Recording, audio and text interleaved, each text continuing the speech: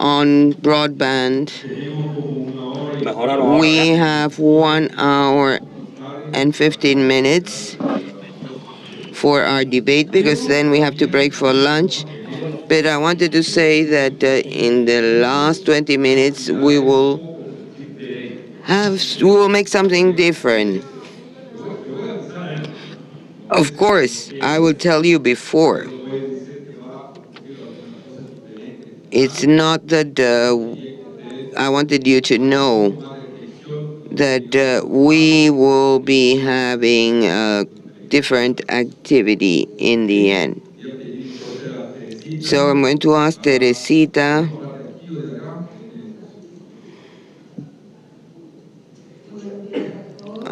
Good morning.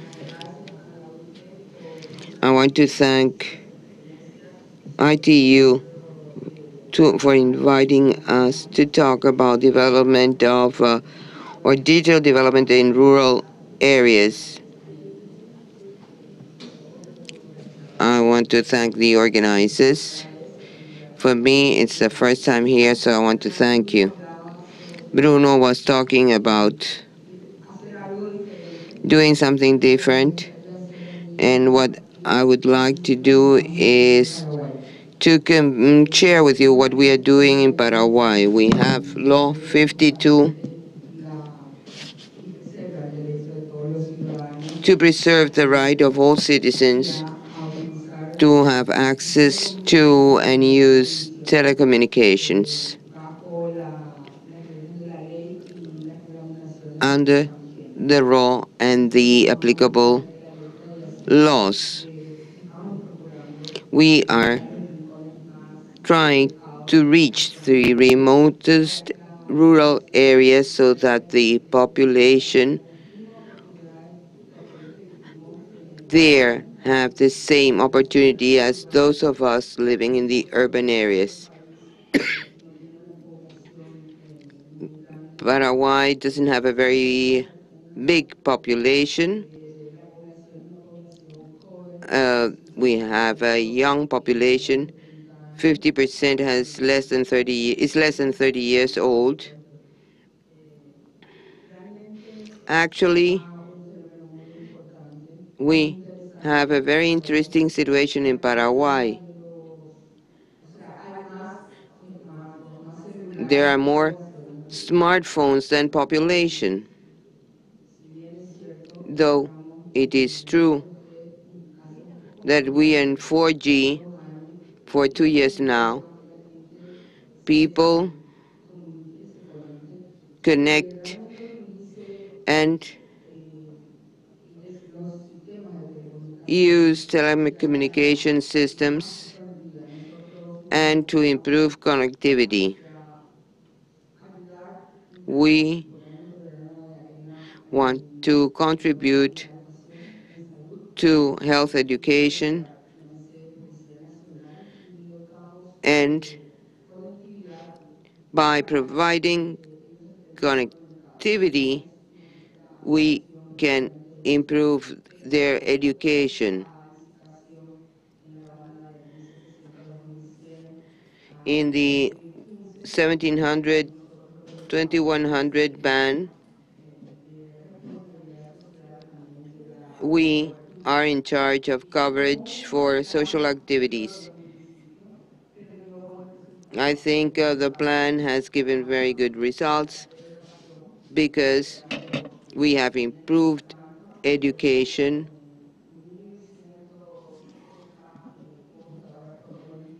We have provided more than 1,000 computers with connectivity for the licensing period. We have also provided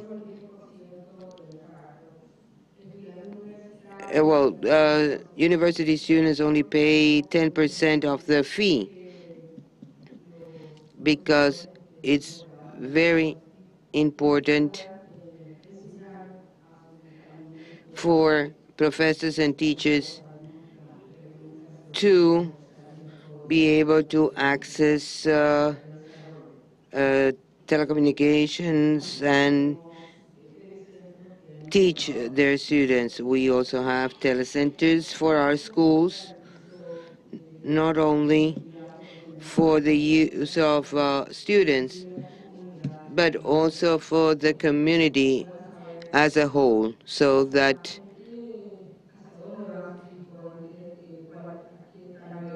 the population knows in what century they are living and learn about the digital world. In terms of telecommunications, we had great success in rural areas because there were people that were not connected and had less possibilities. These persons became interested and they even learned how to work with internet. We have also universal funds aimed at developing telecommunication in non-economically profitable areas, and we work with the operators for this purpose. We have a project in the Chaco area. This is one of the least developed areas in the country,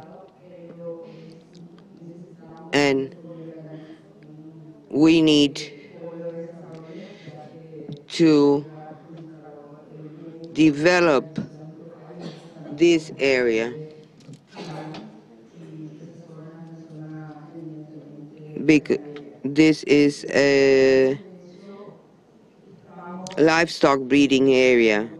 We are also talking with people building roads, and we want to work together with them so that we can cover the most remote areas with connectivity. We must say we have 4G connectivity since 2015 and 3G in 85% of the country and 96% of the population. In Paraguay, we have had a great leap in the last 2 years. We have the 700 band. We have established a commission that has elaborated a report, and there is very little interference that we have to address. We are developing this new technology, and this is being developed in rural areas, so I think that we will be covering all these areas very soon because people there need to have the same possibilities as any other user in any other part of the world. They need to have access to state-of-the-art technology. This is what we are doing for developing the rural areas. We have new regulations that facilitate the development of infrastructures in rural areas. I don't know if my presentation has been very short, but that is what I had to say. If you have any questions or would like to consult something, I would be more than glad to share our experiences. We um, there was a social commitment to use the funds from licensing for these development programs. This is an important challenge, but I think it is worthwhile. Thank you for your attention. We thank Teresita. If you have questions, please use the system.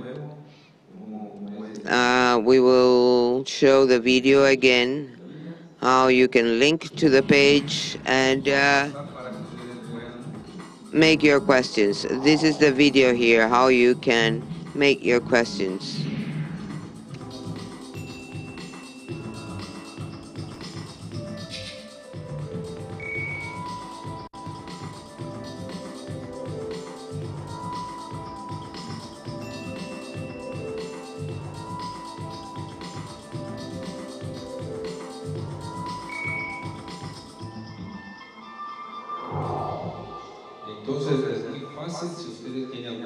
It's very easy. If you have any question, you can use this address, this link, and enter your question so that we can have a more interactive session. I will now give the floor to Oscar.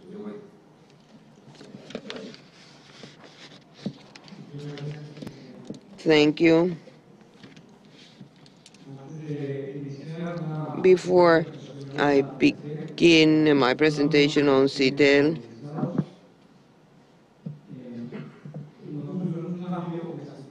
there has been a structure in CITEL's structure. Now it's better, yes, because we couldn't hear very well.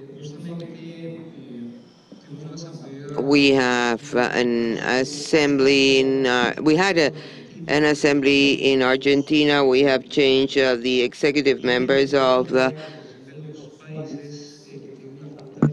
with the decision of countries that were members of the executive board. Argentina has become the chairman. We have defined new presidents for the different committees. The Committee on Policies, Regulations, Rates, Technologies.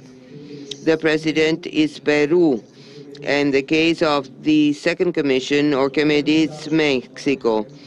I take the opportunity to invite you because we will have the next meeting of the CCPI one in Washington. This is before I start my presentation. I think this news is important so that you can participate. As I see that the countries that attend these meetings are here, you should be informing your foreign offices so that the ambassadors in the permanent missions can sign the agreement for radio hammers.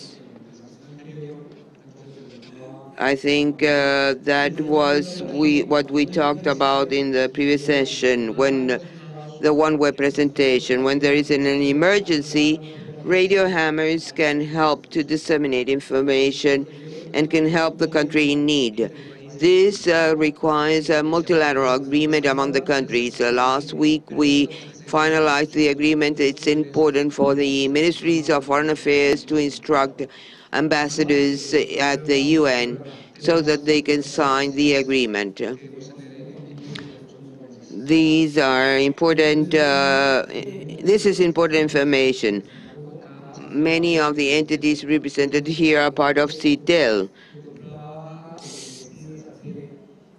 The decisions in CITEL is not only a decision of the members, but also of the administration. And the assembly we held in March, decision was taken to allow associated members to put forward draft proposals, recommendations, because in the past they could only put forward informative material, but now they can put forward proposals. There are some numbers or figures. I'm sure that Lucas and Paulo will go into detail about the present status, but there is a clear picture that Maybe we have more smartphones than inhabitants in our country, but that doesn't mean they have connectivity or broadband in the remote areas. So we do have a challenge before us. There is a very, very big, well, I thank one of the participants here. And there are some slides that are in English, the rest are in Spanish. Once I have clarified this, though the previous panel talked about this, I think it opened the door for the debates we are going to have today. And it is, what are we going to do to address these challenges so that we can reach the most remote areas? Because we always think about what comes first, the egg or the chicken. But I think that we need to develop quality services for the users, but then I don't invest in coverage. And I think that this is a challenge we all have, and we must adjust our regulations. That is, obligations that have been standing for 10, 15 years now and have not been fulfilled. There are still the obligations of having public phones in fourth G areas. I think that obligation has no logic today, but there are still countries that have not fulfilled that obligation. We can be talking for 2 hours about non-updated regulations. I think we have buildings and offices that are even bigger or that are very big for the amount of users.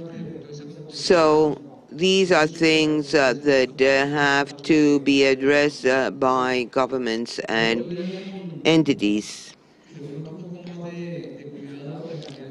The service quality is also an important aspect. It has been indicated that through CITEL, we must develop quality services in remote areas. Satellite service think differently. They believe they are reaching with the same quality, but sometimes there are quality conditions that have to be analyzed and others that are clear that have nothing to do with what is happening in the market today. Besides the cost of reaching these remote areas, the intensive use of connectivity that is being generated and creates uncertainty in terms of service demand. Within the changes we have to discuss, we need to think differently. If what we are using is not working, we have to think on alternatives. And I would like to talk about the work that we have been carrying out for some months now. We need concrete proposals. And thinking about the meeting in August in Washington, I think there is time to bring a proposal of what we need. Proposals that are to be discussed with the country must be submitted before August. Among the different obligations, we have, when I worked in Comotelco, I know that there are areas that we cannot cover because it's not financially nor economically viable. So it's important if we have a universal service fund, and it's very difficult to use because we know that the ministries of economies want to have those resources. We must modify the conditions on the basis of which we provide services. We need to have coverage requirements, and instead of using these funds for different purposes, we need to reinvest them in the industry itself. We will see that in the afternoon panel. That is why we need to modify the financial and economic models to see that we can cover these needs. I think that at the end of the previous panel, there was a debate on if we should allow or not less taxes or lower costs in terms of access to the spectrum when you don't have the financial conditions. I think the OneWeb example, remember that the graphic showed an example regarding Coca-Cola, and there are some networks that are being installed in Mexico. The technology is not important. What is important is that we reach these areas. There was a presentation by Telefónica in Lima that is very interesting. We are working in the eco centers with some restrictions as to the band width. We have different programs in the Americas, and there are economic restrictions, so people don't have state-of-the-art technology. But the problem is not to have state-of-the-art technology. The problem is to increase our coverage with whatever technology is available and functional.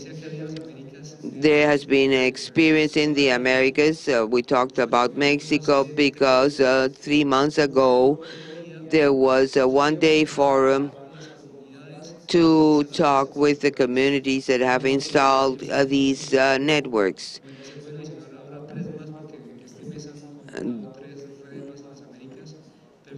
We know that there are 15 social or rural operators and 24 communities that have organized, and there are 8 to 10 additional permits for these facilities. In Colombia, there is a pilot facility for white spaces, and they are changing regulations so as to allow that type of connectivity. As you can see figures in the slide, there we can see the improvement with the use of connectivity. In these communities, though they don't have 4G communication, they have a Wi-Fi system, closed Wi-Fi systems. And as there is no connection with the outside, there is a cost for the use of those services. But the possibility of communicating with another person has reduced costs in terms of transportation, and it has improved the quality of life of the people living there. And we have to see how the uncertainty in terms of service demand is being reduced. I think this would be a good mechanism to reach a definite solution later on. These are examples of other networks. We had like 8. These are 3. Communities are using this. Now, what are the main concerns in this aspect? To what extent these networks are sustainable in time? Usually they come with the support of some of you, and these networks have financial support for now, but the operation does not have that support. So these are installed in the, for example, grocery of the villages, and they have additional incomes that make this sustainable.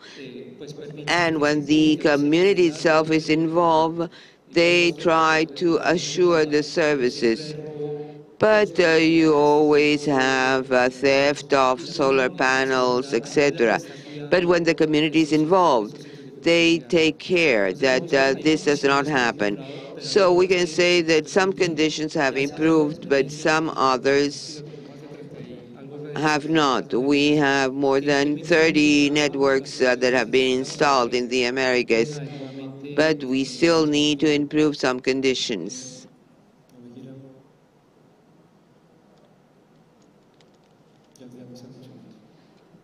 It's working now. I don't want to go into detail about this.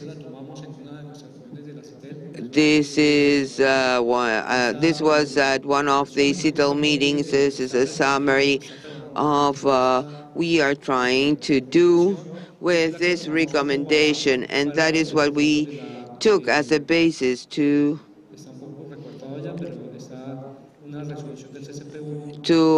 present a resolution for the Americas. We are in reviewing. We are making a survey in different countries. We invite you to participate in the survey. Some 10 countries have already answered. We have increased the final date for the answers so that we have as many answers as possible. This way we can avoid mistakes. And we have been working in exchanging experiences, identifying weaknesses. We have comments on rural broadband networks. Well, actually, they are not broadbands. The connectivity is very low, but at least they reach these remote areas. Within this process, we have Internet Society has signed with us in Buenos Aires an agreement to build initiatives and support the installation of 12 networks in the Americas. These are the countries with which that are working in this: Argentina, Mexico, Colombia, Canada, Nicaragua, Peru.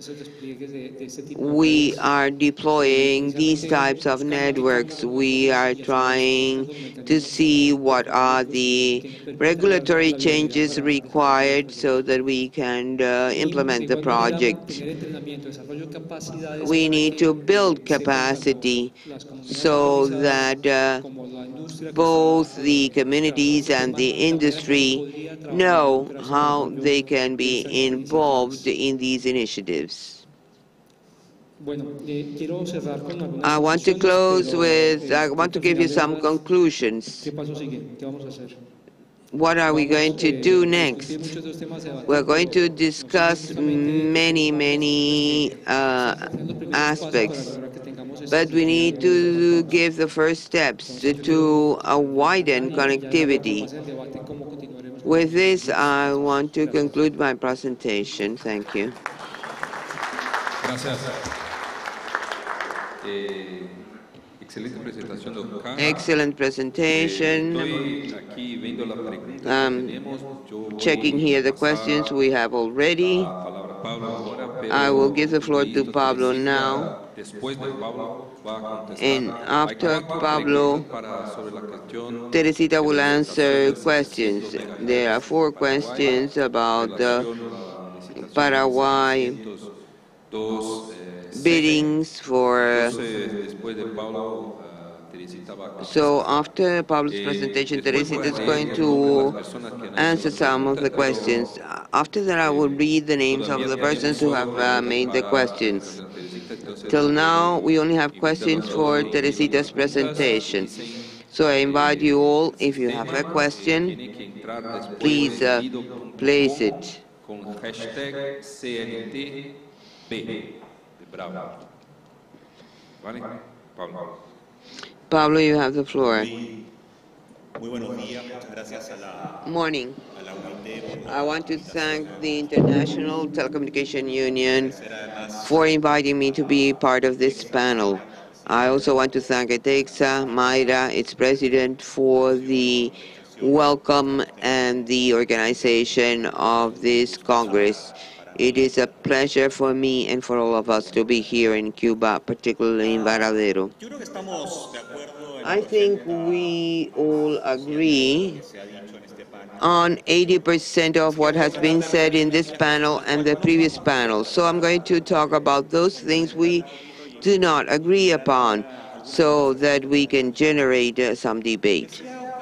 Oscar was saying or mentioned something I think is important to discuss. He said, if the mechanism does not work, then we need to do something different. And actually, I would like to discuss the premise. I think the mechanism has worked. What Latin America has achieved in the last 20 years is extraordinary. The advances we have in terms of connectivity in the region are significant. ECLAC says that from 2010 to 2016, that is to say in 6 years, we were able to increase in 22 points the access of Latin Americans to broadband. Today, more than 50%, 56% have access to internet. The number of households connected with different technologies is gradually increasing. 45% of households have broadband. More than 80% of Latin Americans have broadband service coverage. The price in real terms of internet access has been drastically reduced, and all Latin American countries fulfill the threshold of 5% accessibility that was agreed. Latin America is a region where the internet speed has increased more in the last 9 years. So there are news that are quite encouraging and positive as to what we have been able to achieve. Obviously, there is still a long way to go, and the focus of this panel should be on what we have still not achieved. But based on a shared diagnosis, we can see what we have achieved, and this has been achieved by governments, operators, regulators, all the different stakeholders, and we don't have to change our path. We just have to go, we have to correct problems, we need to address challenges. It's not starting fresh again. We have to persevere and make progress in a successful path. The digital divide is being reduced with the OECD countries. We have other important problems, but I think that to have good public policies, to be able to work together with shared goals is to start with this. And I think the correct way for this is that we have made a lot of progress, despite there is still a long way to go. The main topic here is how we can reduce the digital divide in rural areas. The first thing is what I already mentioned. More than 80% of Latin Americans have internet supply, but only 50% have connection. So the main digital divide is not the supply of connectivity, but income.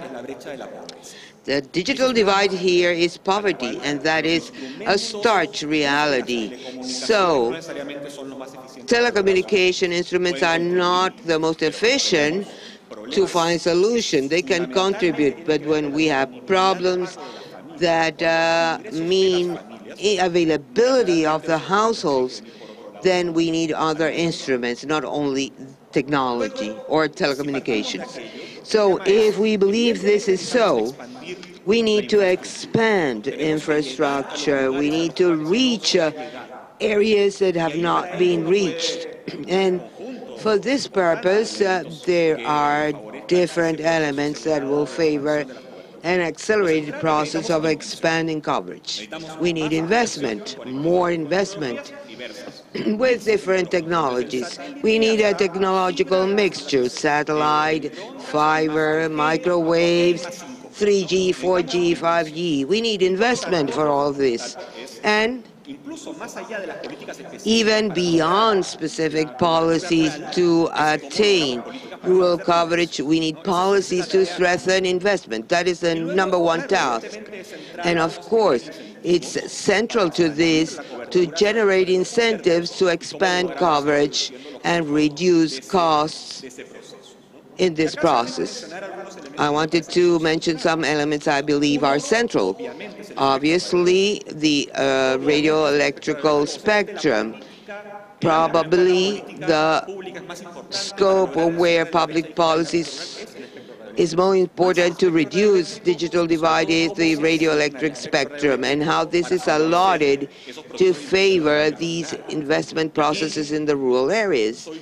And here, well, I come from Chile, and I know very well the beauty contest mechanism. I'm a great fan of beauty contests. I'm convinced. I think that generating incentives for competition to expand networks so that we can increase coverage in the remote areas that are not so feasible from a private point of view works. I think it works to expand networks and to generate investment in less attractive sectors. If we want to make a private-public effort to reduce the digital divide and reach the most remote areas, we need not to concern with taxes. We need to use these resources to invest in these rural areas. And I think this is a very, very important topic. We need to review these mechanisms so that the end cost will be as low as possible. Prices have been reduced, but the problem is not the prices, which will not get lower. The problem is with the income or the purchasing power. Another aspect of public policies is the tax policy. The telecommunication industry in Latin America has a 57% higher tax than in the rest of the world.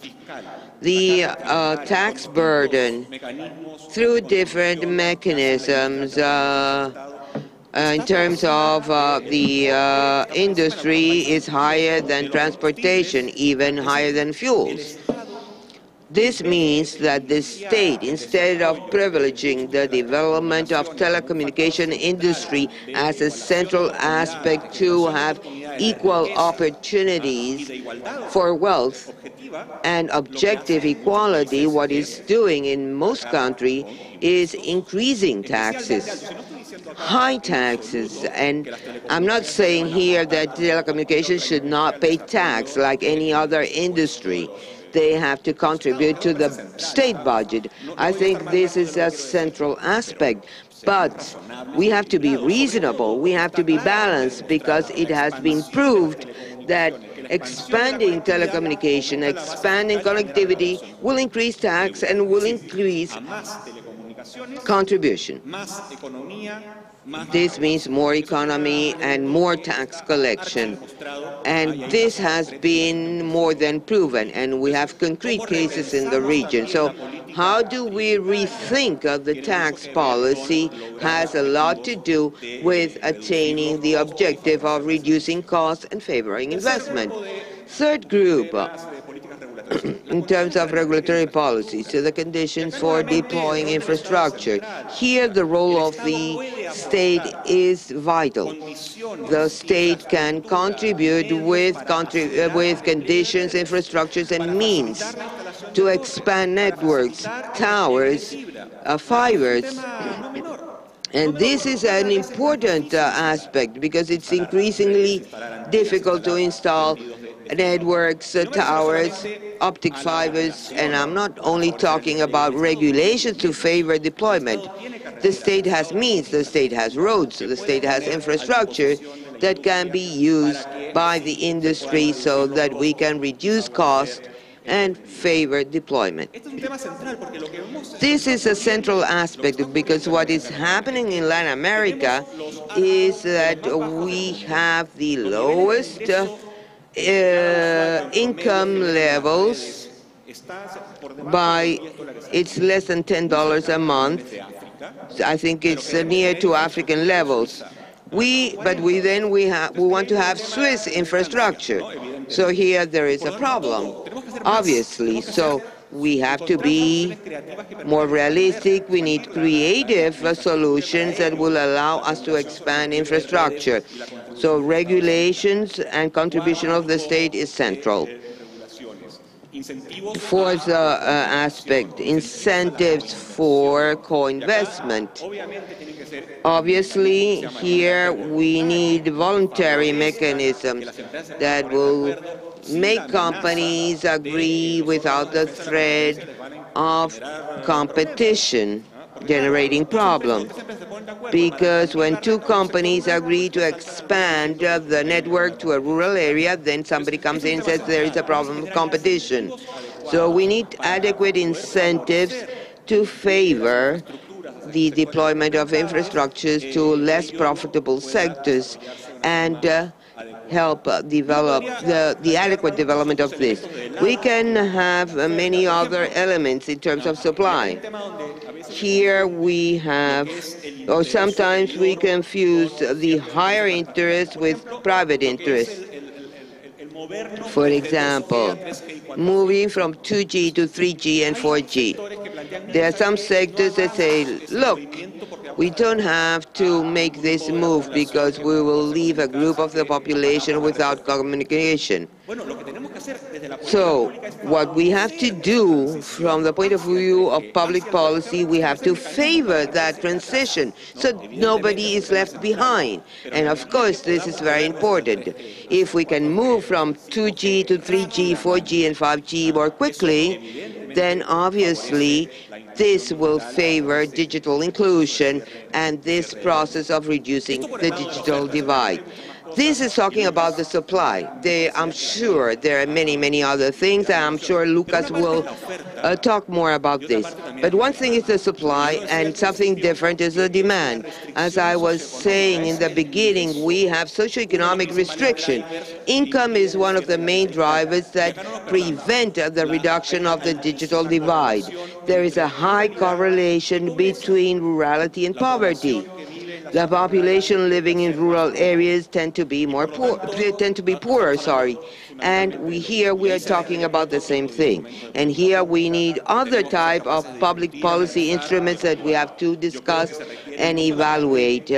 I think we need not only subsidies to expand the supply, beauty contests, favor deployment, reduce taxes, subsidies through universal service fund. In the case of Chile, this has been very good in expanding coverage in rural areas. But we will also require mechanisms for the demand. And here we have to think about tax extensions, subsidies. Fortunately, in Latin America, we have made great progress in this term so that lower income households can connect.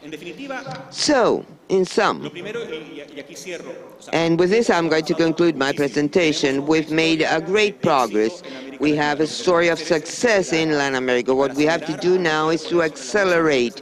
And for this, and I think this is the important task and should be a central topic of this Congress, is how we can reduce this digital divide so that we can attain levels like the OECD country levels. We need public policies, we need regulations that I have mentioned. We need flexibility. I think that we have mentioned all the important aspects. What is central here is that if we are not able to reduce the digital divide in the next few years and get to the level of the OECD countries, we will not only have fractured societies, but inequality will increase.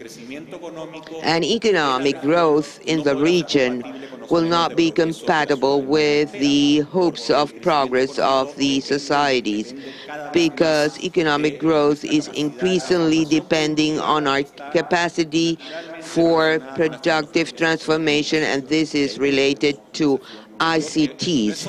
And I think this is the greatest challenge. It's not only connectivity, it's not only access, but what do we do with that access and connectivity to generate better lifestyles? And I think this is fundamental. Thank you. Pablo, quería entonces invitar a todos para enviar preguntas. Thank you. I invite you all to send questions to the site with hashtag CLT. And now I'll give the floor to the other speaker. There are different questions from Glauco Guillén, also from Jorge Rodriguez, on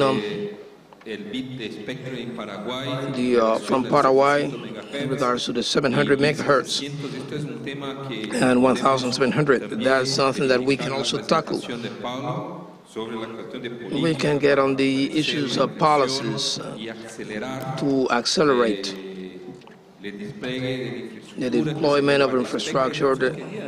So I would like to invite Teresita to speak a little bit about this.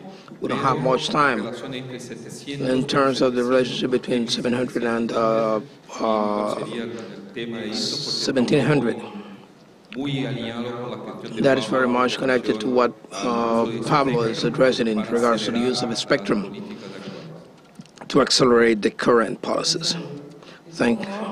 Well, anyway, I'm going to be here until Friday, so I can take any questions that you may bring to the table, and we can share this experience in Paraguay in regards to the question of why we had this bidding for 1700. I can tell you that at the time when the decision was made in the band of 1700, we had equipment already deployed, and while in the band of 700 we didn't have it. Besides, we needed time to actually move from one frequency to another, and also we were waiting to be closer to the analogic blackout that is going to be in this year 2018, which will have an influence in the 700 band. It's going to cause, it has interferences and interferences, and so we are. And in regards to the 600 megahertz band, is destined to television so far. I don't know what was the other question.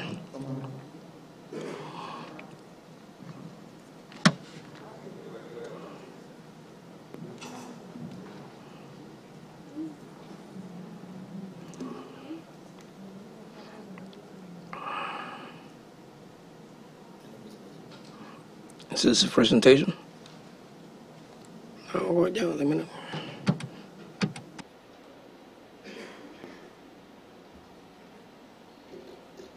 Bueno, muchas gracias a todos por estar aquí. Gracias a Bruno, Sergio, a la UIT por esta invitación.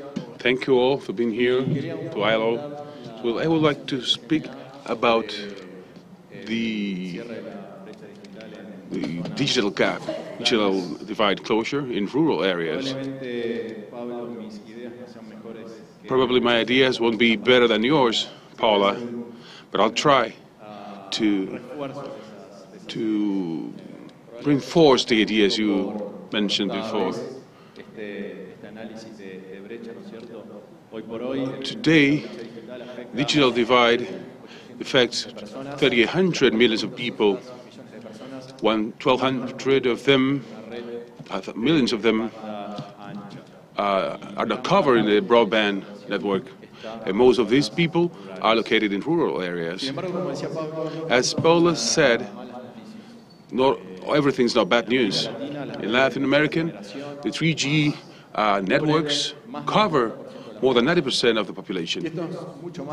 This is even more than any other region in the developing world. The Middle East, Sub-Saharan Africa, or developed environment as Europe or North America. So our challenge, and this is the challenge we have here in our panel, how to connect this 10% of the population, which is distributed in the 70% of the territory. These are the numbers on screen. To be clear on this, 634 million in Latin America, 10% without mobile broadband coverage, 50% with coverage. They don't use it. They don't use that coverage. Why? This is not to make a propaganda. So in the afternoon, we have a panel on economic issues by CEPAL. They will give us some numbers on the digital divide, and we will make reference about the demand breach. I will focus now on the offer breach, how to get to that 10% we mentioned. There were some challenges for sustainability of the business. For example, to download CAPEX or OPEX, to have an attractive price, to lower prices of capital. So 3G in that, to get that 3G to this 10%, we need a huge investment. And 99% will get an amount of similar amount of money to get to that 99%. The second information we see here on screen, the income generated by rural versus urban sites is around 10% less. The convergence concept is very important here, and convergence provides competence.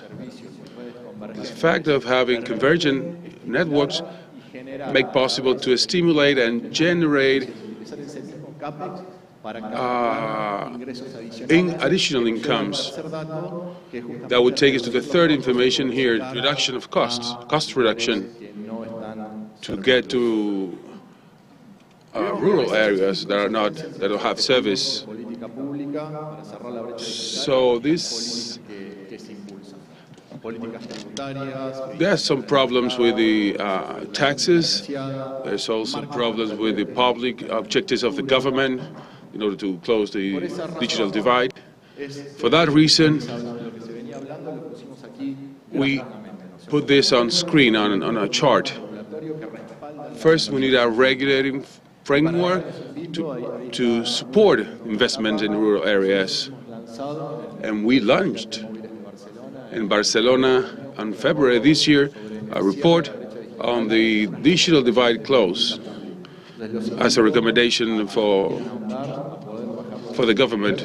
I invite you to download this from the website. So what are the regulatory frameworks in rural areas? We need regulatory frameworks to promote more infrastructure, spectrum policies. We need to have we need to know what will be the next band available. What is the migration plan to give certainty to the users? The third point will be the price of the spectrum. Sometimes government, they follow 5 objectives, follow the digital divide, but we need to guarantee the incomes with the spectrums. So we prioritize short term. We used to speak with some organizations about that. And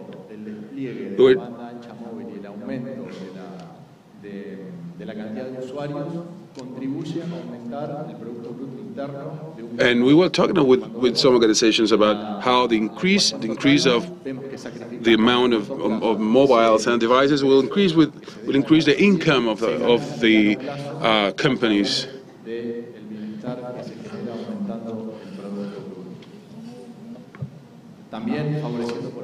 We also need to favor the secondary spectrum for a more efficient use of the network. Chile has this.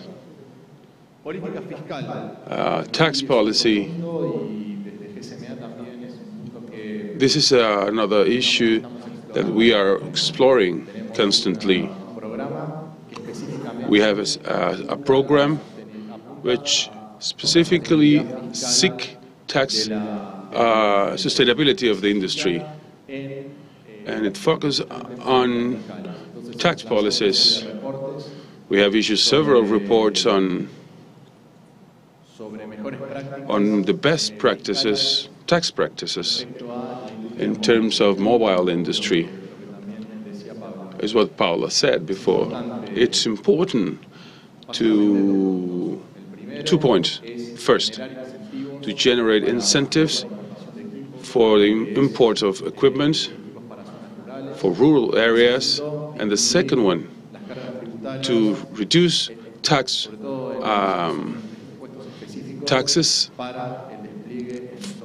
to take this to the rural areas, to standards at the local level. This is related to the federal characteristics of the region and the principle of the government to give some rights and there are some initiatives that we need to see if they're useful or not. For example, Colombia is using some of them. Argentina, they have some framework agreements with their municipalities. And we need to have a reference framework whereby federal and local governments help to promote this. We need to see if the results expected are good or bad.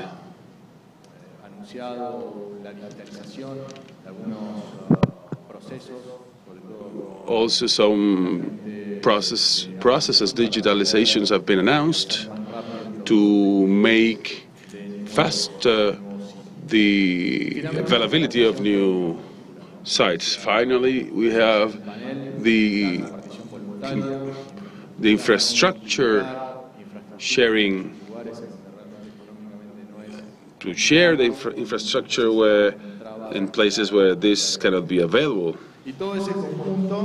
This group here will generate a less risk of investment and a better forecast for the investment, because in order to have a greater coverage, network coverage. Now we need to reduce inefficiencies, which will have a low cost for the state. We need to take that coverage border that we have now a little bit further, and we need to take some other actions together with the government, and using some funds and also with private sector. I would like to stop here.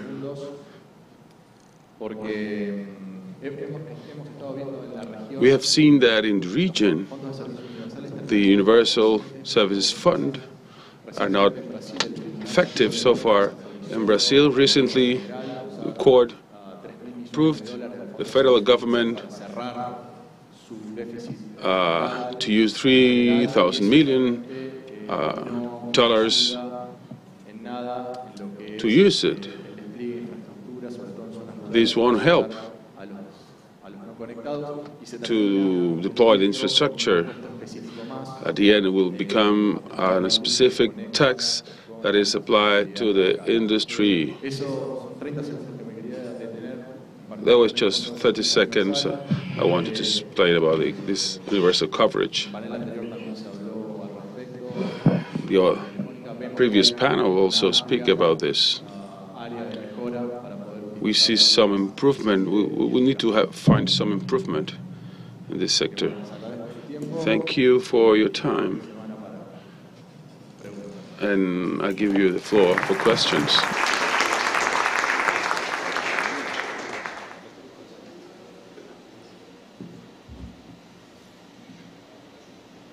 Sí, muchas gracias. Ustedes están. Thank you very much. You are basically have the chance to make questions, and I will have a small round of Q&A. But now I would request you, ask you all to please put your cell phones down, turn off the computers and laptops. This panel talking a little bit about different perspectives about the same problem. We have government,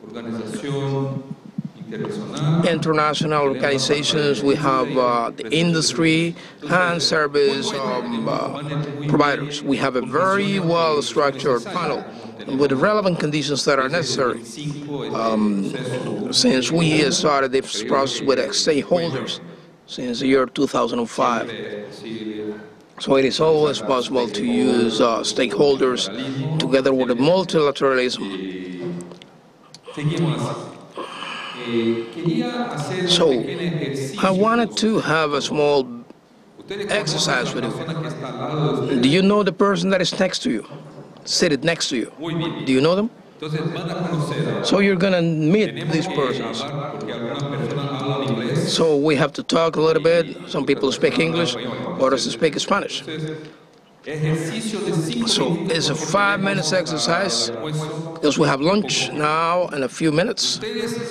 You are the persons that will close the gap.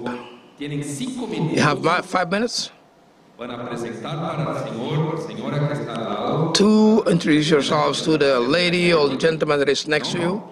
You will define among yourselves what you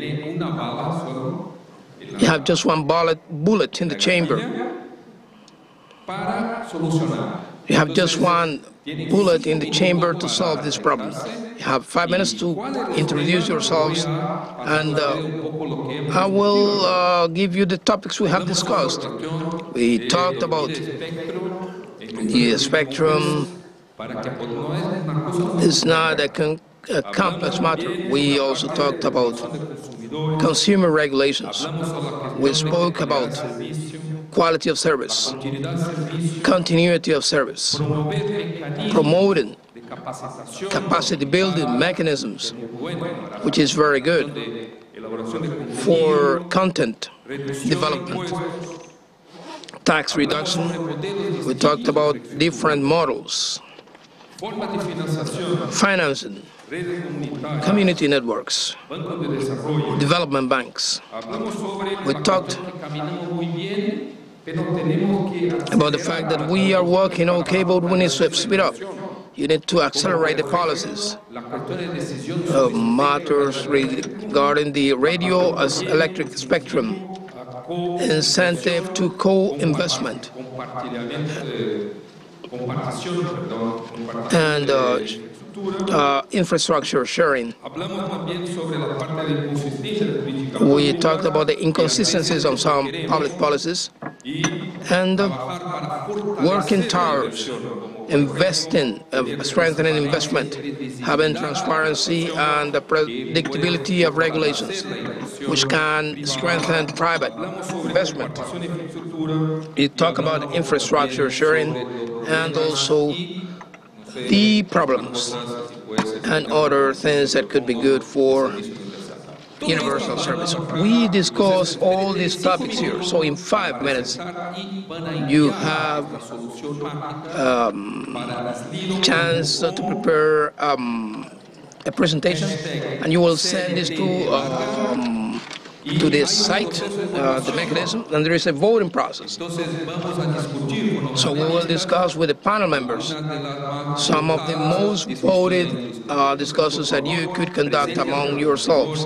So make your presentation to the person next to you, and then we will resolve the problems of the digital divide in 5 minutes.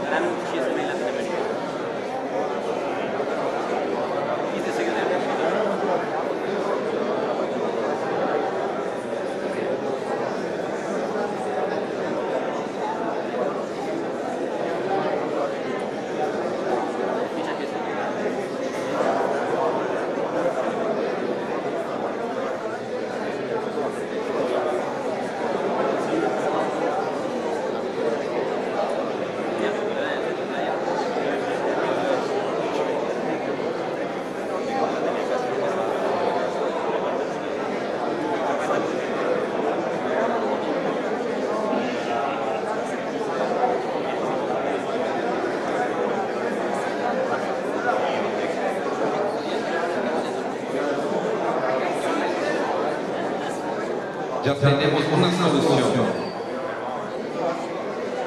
Are we ready? Pero tenemos 2 minutos para We encontrar la will solución. have 2 more minutes. Te queda 1 minuto y 30 1 minute segundos. and 30 seconds you have.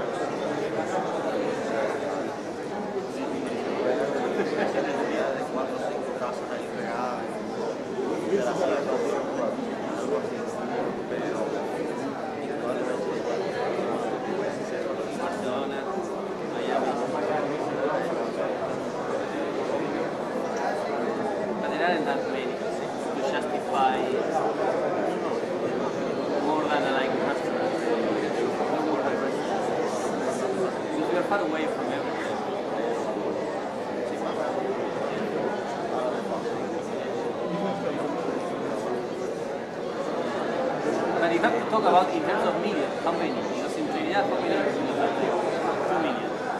So the idea is about how many. More time de population.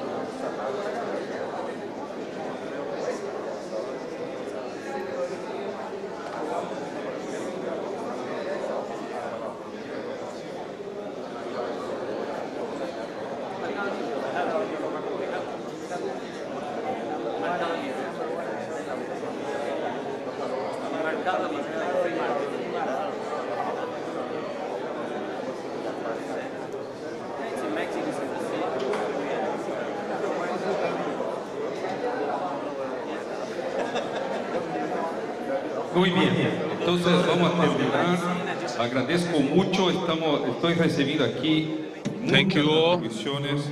I've received a lot of contributions, a lot of posts. Agradezco a todos. I thank you all. Creo que fue un ejercicio muy bueno porque por It was lo a very menos good exercise. ustedes ahora conocen la persona que At está least sentada you abajo, know ¿no? the one next to you, Que es muy that bueno. is sitting next to you. That's very good. Uno de los puntos más importantes de este tipo de evento es I think this is one of the most important points of this kind of events. Yo voy a pasar, agradezco mucho, hemos recibido I varias, thank you está todo again. publicado. I have many En things primer lugar, posted here. querida Teresita, después I would vamos like to a pasar thank todas las Teresita, preguntas sobre espectro. and now we will make all the questions Son varias. related to spectrums. He has received several of them, Y de una u otra forma, and somehow Teresita va a quedarse acá, Teresita voy a will hablar stay con ella. here. You can talk to her. Mira, yo voy a elegir acá Now, tres, I will choose todas son muy buenas. 3. They are all good. La primera que hemos Post. recibido fue The de first one I Mariana received Méndez was the Marinera Mendez sobre descuentos fiscales, on esquemas de contraprestación fiscal de servicios discount a cambio de inversiones rurales por parte de los operadores. Entonces pediría a ustedes on que this vamos a comentar muy rápido by the para terminar. operators I will make some comments, fast comments. And Marilena, who is Marilena? With Eduardo.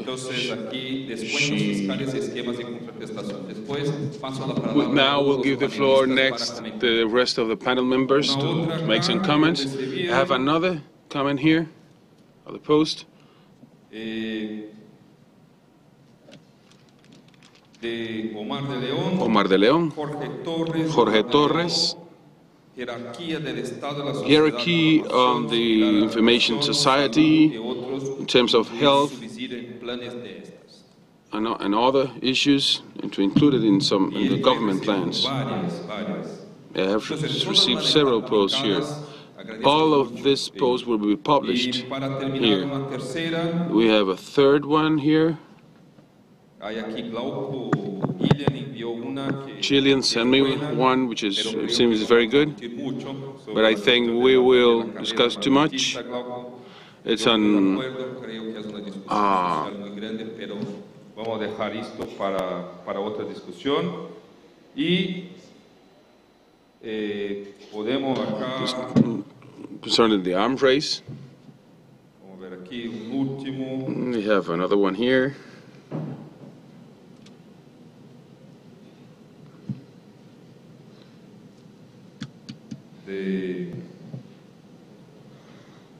Arnaud Aguilar, optimal definition of the objectives population, deficient values to make an assessment.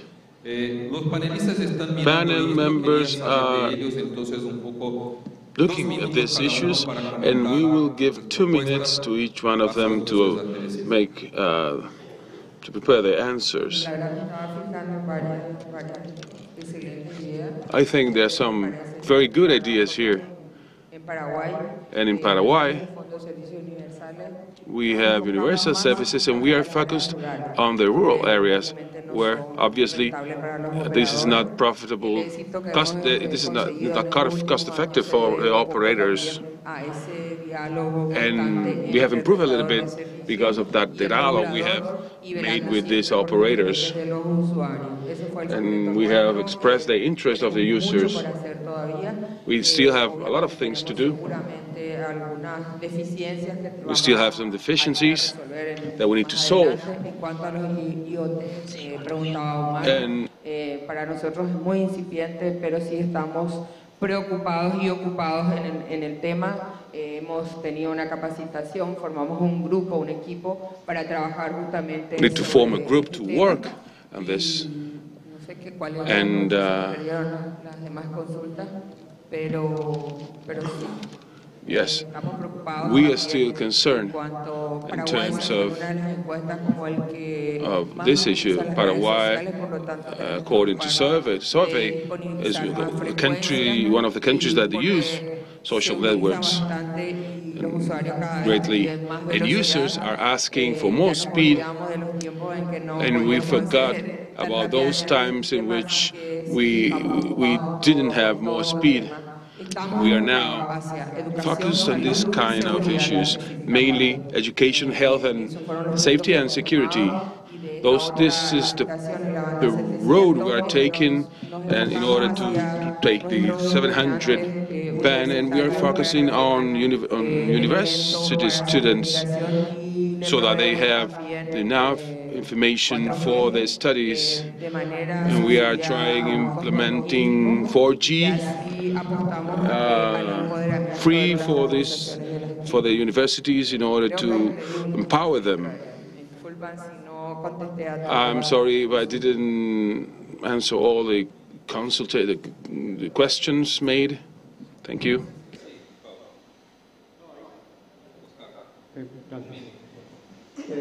Yo quiero hablar sobre el tema que se está hablando respecto al tema de los ingresos que se reciben o bien por las subastas de espectro o los procesos de concesión y demás.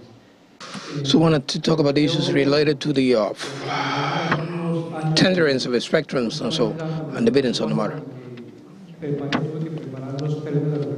So I have to prepare the terms of la primera vez en la que tratamos en el país de hacer este cambio de paradigma de cómo se venía trabajando.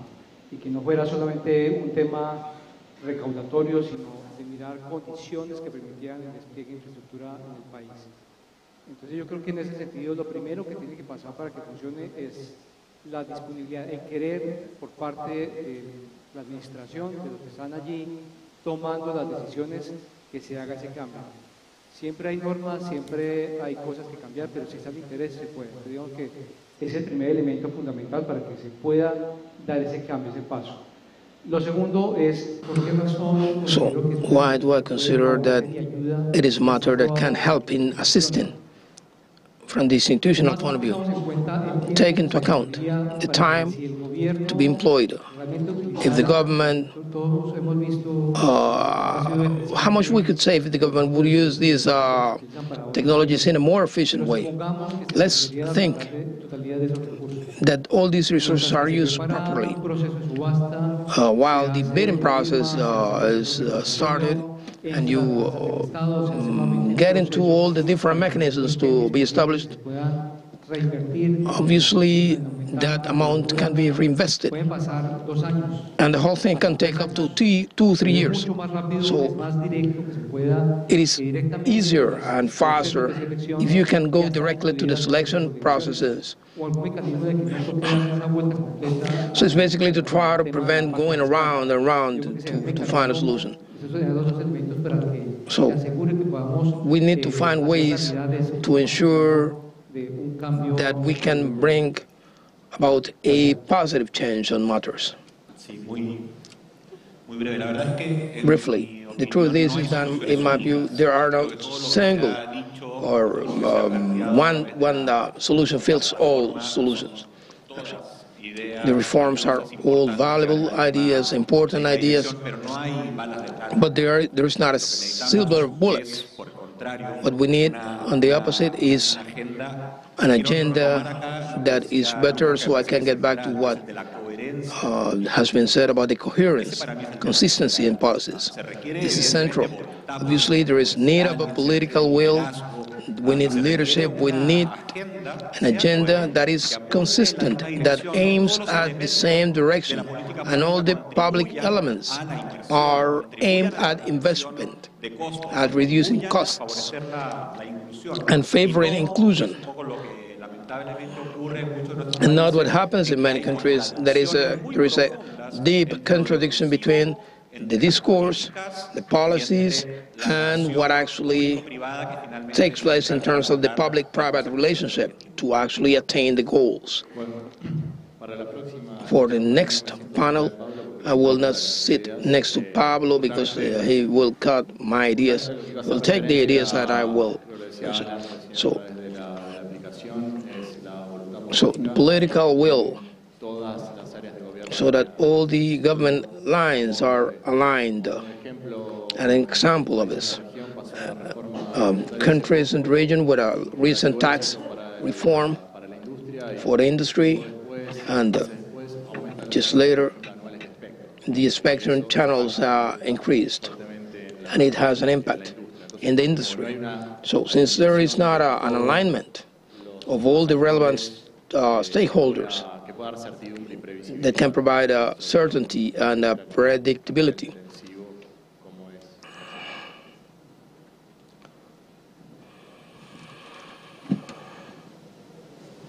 Muy bien. Muchas gracias Okay, a todos thank los you, panelistas. all the panel members. Espero que ustedes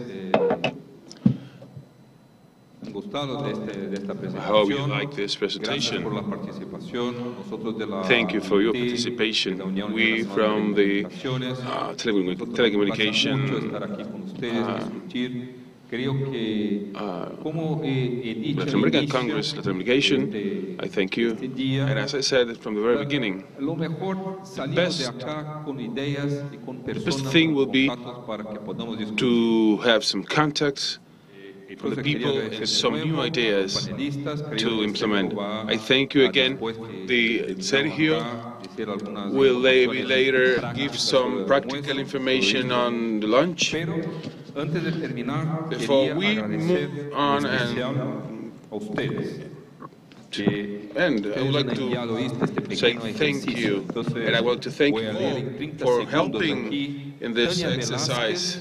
I would like to thank Tania Velázquez, Mayra Arevich Marín, Mariana Méndez, Alain Ruiz, José Juan Aro, José Juan Pablo Aro, García, Pablo Andrés García, Sastre, Andrés Sastre, Glauco Guillén, Fred Glauco Villiet, Spike, Sebastián Cabello, Patrick Nixon, Arnold Aguilar, Beatriz Rodríguez, Martínez, José Andrés de León, Kevin Castro, Juan Carlos Chico, Rufino Cabrera, Lorenzo Sastre, Frank Omar de León, Paula Fernando Víctor, Diego, Hermano Pinto, Mauricio Villamil, Sebastián Kaplan, Carlos González. Quería entonces agradecer a todas las personas que han participado. Nosotros estamos acá de la Unión solo para apoyar a ustedes, que ustedes como gobiernos, como organizaciones no gubernamentales, como la industria, ustedes son las personas que van a implementar esto con certeza, la búsqueda de implementación de los objetivos de desarrollo sostenibles y el fin de la brecha digital. Muchas gracias.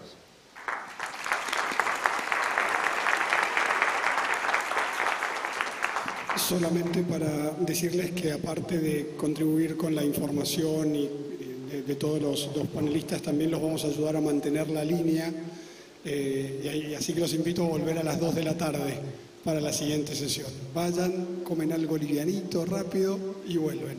Y a las 2 de la tarde seguimos con el foro. Muchas gracias.